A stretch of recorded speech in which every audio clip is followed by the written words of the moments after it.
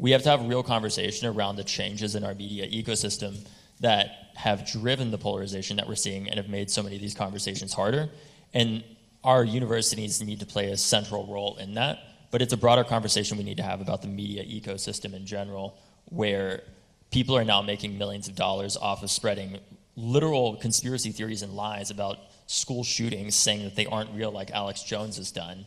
and acknowledge like that is a major part of what's driving the polarization in our society. Because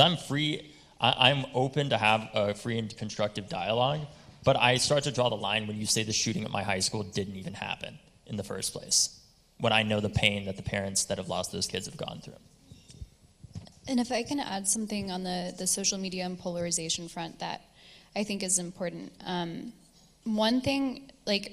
anytime you add more people to the conversation or you change the means in which people express ideas, the printing press is, I mean, we're all very glad that it exists and we all benefit from it with our textbooks and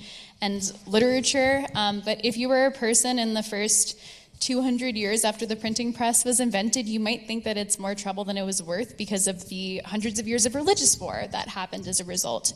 And every time when radio was popularized, when television is popularized, there's a moment of kind of epistemic anarchy where we can't figure out where ideas are coming from, and there's new voices, and we're not comfortable with social media influencers in their basement who are now able to have enormous control and influence over people. But in the end, historically, we find a new common ground, and we all, I mean, I think even within my lifetime, I wonder if you guys agree, I feel that I'm wiser and more able to discern what is true and to have a kind of suspicious eye on social media, even a way that my parents aren't necessarily, because I grew up with that. And I think we're in that kind of uncomfortable period where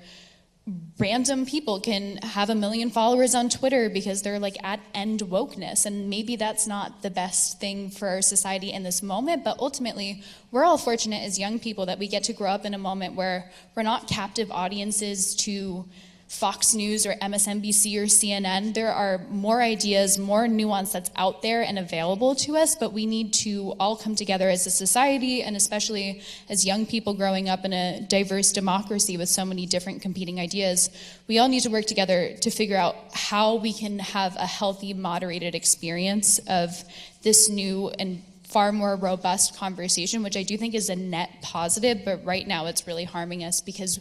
we don't have that kind of societal wisdom to figure out, okay, how do we regulate social media? Do we want 12-year-olds watching the Young Turks, which, by the way, I was far left when I was 12 because the YouTube algorithm did that to me. So, I think we have a lot to learn, but we are fortunate that we do have more ideas than any generation before available at our fingertips. We just need some guardrails and cultural norms to figure out how we let that benefit us.